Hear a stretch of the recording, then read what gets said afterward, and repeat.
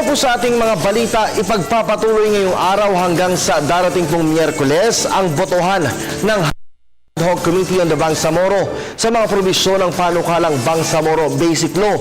At kaugnay po niyan, alamin natin ang update mula sa aming kasamang si Ara Perez, mag-uulat ng live.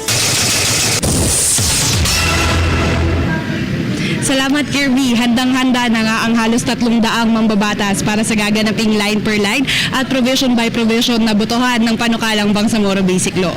Hindi nila alintana ng Ad Hoc Committee on the BBL ang isang linggong pagkaantala ng botohan dahil ayon nga kay Committee Chair Rufus Rodriguez, bagaman may deadline na dapat sundin, dapat madaliin ang pagpasa ng panukala upang hindi ito makompromiso.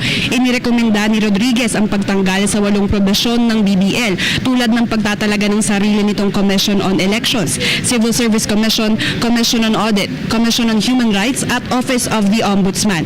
Taliwas daw kasi sa saligang batas na magkaroon ng hiwalay na constitutional bodies, kaya naman mas pagtitibayan din sa preamble ng panukala ang mga salitang national territory at national government upang mas mabigyan ng matatag na pagsangguni sa konstitusyon ng Pilipinas.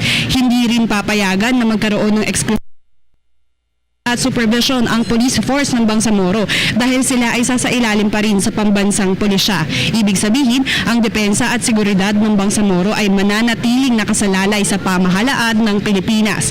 Dagdag pa ni Rodriguez, kahit na isang parliamentary government ang nakatakda para sa bubuoing Bangsamoro, nasa ilalim pa rin ito ng Unified Presidential Government System ng Pilipinas. Kaya naman, ang central government pa rin ang makapangyayari at isang nasyon pa rin tayong ituturing.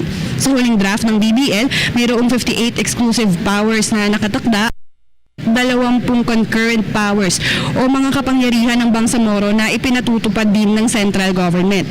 Hangad nga ng lupon dito sa Kamara na matuldakan na ang halos 4 na dekadang pakikipaglaban para sa kapayapaan. Gayong 20 billion pesos din ang nagagastos taon-taon sa tuwing may kaguluhan na dapat sana ay ilaan na lamang para sa pagpapabuti ng infrastruktura at social services sa Mindanao at sa buong Pilipinas.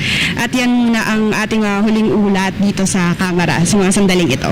Para sa Telebisyon ng Bayan, ako si Ara Perez. Alright, maraming salamat sa iyo, Ara.